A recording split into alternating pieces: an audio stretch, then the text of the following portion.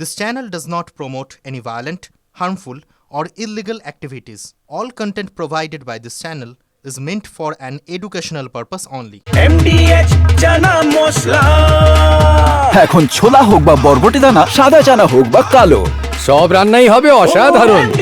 MDH শহরে আরো একটা অগ্নিকাণ্ড, আর এবার salt lake sector 5 IT hub, সেখানে কারখানায়, কেমিক্যাল কারখানা, সেখানে ভয়াবহ আগুন অ্যারেস্ট করা সম্ভব হয়েছে, যেটা আমাদের প্রতিনিধিরা জানাচ্ছিলেন। কিন্তু এই মুহূর্তে ওই এলাকায় রীতিমতো আতঙ্কের পরিবেশ। কালো ধোঁয়ায় গোটা এলাকা ছেয়ে গিয়েছে। ঘটনাস্থলের 5টা ইঞ্জিন এই মুহূর্তে কাজ করছে এবং ঘটনাস্থলে রয়েছেন দমকল মন্ত্রী সুজিত বসু।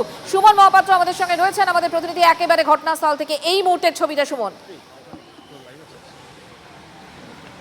একবারে দেখো এই যে হলোগ্রাম তৈরির একটা অফিস, এবং সেখানে কিন্তু বেশ কিছু দাহ্য পদার্থ, তার সাথে সাথে রাসায়নিক মজুদ ছিল। ফলস্বরূপ বারংবার কিন্তু বিস্ফোরণের শব্দ পাওয়া যাচ্ছে। কারখানার একেবারে অভ্যন্তর থেকে সেই শব্দ আসছে এবং দমকল কর্মীরা তারা বিভিন্ন দিক থেকে জল দিয়ে আগুনটাকে অ্যারেস্ট করার চেষ্টা করছেন, যদিও এখনও আগুন কিন্তু নিয়ন্ত্রণে আসেনি। আমি একবার পেছনের ছবিটা ঘুরিয়ে দেখাবো। আতঙ্কে যারা এখানকার স্থানীয় বাসিন্দা এবং কর্মী ছিলেন তারা কিন্তু বেরিয়ে এসছেন বাইরে এবং তারা কিন্তু আতঙ্কিত। কখন আগুন লাগলো? भय पे बांग्ला माफ मालूम। कब आग लगा? आग लगा करीब 2:30-3 बजे करीब। कहाँ थे तब? हम यूपी के थे। हम यहीं पे सोए हुए थे अपना रूम में। नहीं, इसमें नहीं, मैं काम करता हूँ बगल में काम करते हैं बिल्डिंग में। हम लोग वहाँ सोए थे। कैसा? बहुत जोर से आग लगा था और आवाज सुनाया था। हम लोग उठ के आए। অর্থাৎ বিস্ফোরণের শব্দ তারা শুনতে পেয়েছেন এবং তার সঙ্গে সঙ্গে এই কালো ধোঁয়া দেখে কিন্তু তারা বাইরে বেরিয়ে এসেছেন। কখন আগুন লাগলো? আপনারা কোথায় ছিলেন? আমরা তো দুটোর পর আর কি। আপনার পাশে আমরা তো আমাদের অফিসে আয়ুর্বেদিক অফিস। ভয় বেরিয়ে এলেন নাকি? আমরা আওয়াজ হচ্ছে, সিলিন্ডার বাস্ট হচ্ছে। একদম এইদিকে একদম পুরো আগুনের একদম শেখা উঠে গেছে, একদম পুরো ওই বিল্ডিং এর 4তলা অবধি বিল্ডিং এর একদম পুরো শেখা উঠে গেছে। আপনার এই পাশের বিল্ডিং এ থাকে? পাশের বিল্ডিং একদম এই আতঙ্কিত হয়ে কিন্তু তারা বাইরে বেরিয়েছেন এবং প্রচন্ড জোরে বিস্ফোরণের আওয়াজ হয়েছে। এখনো কিন্তু আমরা আসার পরেও কিন্তু বারংবার বিস্ফোরণের শব্দ শোনা যাচ্ছে এবং এই মুহূর্তে এখনো তোমাকে দেখাতে বলবো ছবিটা, এখনো কিন্তু অনর্গল যে কালো ধোঁয়া সেটা কিন্তু ক্রমাগত বেরিয়ে চলেছে। এই কালো ধোঁয়া এটা কিন্তু রাসায়নিক মিশ্রিত ধোঁয়া হতে পারে এবং সেখান থেকে কিন্তু ক্ষতির সম্ভাবনা থাকতে পারে। আমি একবার পেছনের ছবিটা দেখাতে বলবো। গোটা সেক্টর 5 চত্বর সেটা কিন্তু এই মুহূর্তে এই কালো ধোঁয়ায় ঢেকে যাচ্ছে এবং দমকল কর্মীরা তারা দ্রুততার সহিত কিন্তু এই আগুন নেভানোর কাজ করছেন। যদিও আগুনকে এখনো সম্পূর্ণ নিয়ন্ত্রণে আনা গেছে তা বলা যাবে না, তার কারণ এই যে ধোঁয়া ক্রমাগত বেরিয়ে চলেছে। শুধু তাই নয়, বারংবার বিস্ফোরণের শব্দ পাওয়া যাচ্ছে এবং এই ধোঁয়া এটা কিন্তু আমরা যে স্মেল করছি, আমরা যে পাচ্ছি তাতে কিন্তু বুঝতে পারছি রাসায়নিক মিশ্রিত। পরপর বিস্ফোরণের আওয়াজ হচ্ছে, আকাশ কালো ধোঁয়ায় ছেয়ে গিয়েছে, গলগল করে আগুন দেখা গেছে। এই সমস্ত বিষয় যদি দেখা যায় তাহলে খুব স্বাভাবিকভাবে একটা অফিস পাড়ায় দুপুরবেলা 3টের সময় যদি এই ঘটনা ঘটে তাহলে আতঙ্ক খুব স্বাভাবিকভাবে ছড়াবে। সাধারণ মানুষ যারা এখানে চাকরি করতে এসেছেন তারা তখন নিজেদের নিরাপত্তার কথাটাই চিন্তা করবেন এবং এই মুহূর্তে তারা কি ভাবছেন কথা হচ্ছে আমাদের প্রতিনিধিদের সাথে। রঞ্জিত, আমাদের অপর প্রতিনিধি ওই জায়গাতেই রয়েছেন, ঘটনাস্থলেই রয়েছেন। রঞ্জিত, কি জানতে পারলে?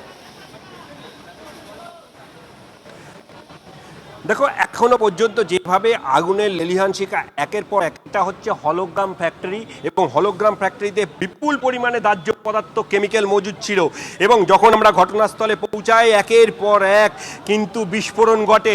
আমরা তোমাকে দেখবার একটু চেষ্টা করি। ঠিক এই জায়গায় দমকল কর্মী কিন্তু উঠেছিলেন এবং বিস্ফোরণের তীব্রতা ভয়াবহতা এতটাই ছিল ওপর থেকে তিনি কিন্তু পড়ে যান এবং পড়ে গিয়ে কোনো প্রাণ নিয়ে তিনি কিন্তু অন্যত্র সরে যান এবং একের পর এক যেভাবে তীব্রতা এবং ভয়াবহতা কিন্তু বেপরোয়াভাবে ফাটছিল। এবং পাশাপাশি তোমাকে জানিয়ে রাখি, পাশেই আয়ুর্বেদিক একটা হাসপাতাল, সেই হাসপাতাল থেকে কি সকলে বেরিয়ে এসেছেন? মানে ওই হাসপাতালের ছবিটা কি রকম?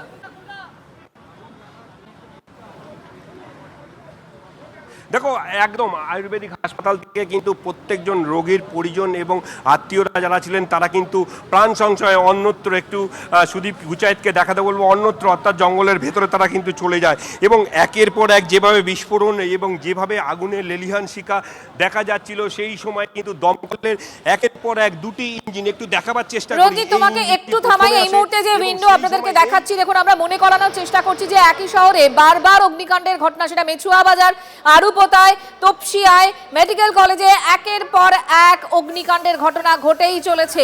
দক্ষিণদারিতে এবং চিনার পার্কে পর পর আগুন। রঞ্জিত,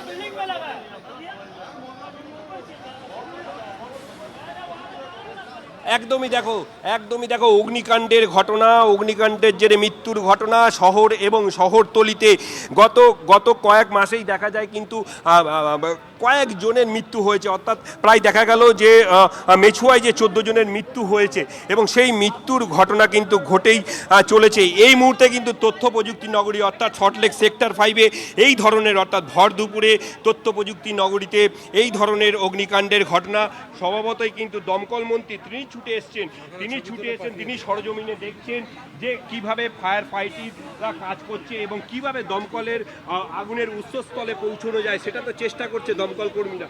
এবং দেখা যাচ্ছে যেভাবে ব্লাস্ট করছিল এই ধরনের সামগ্রী মজুত করে রাখা, কি বলবেন বিষয়টা?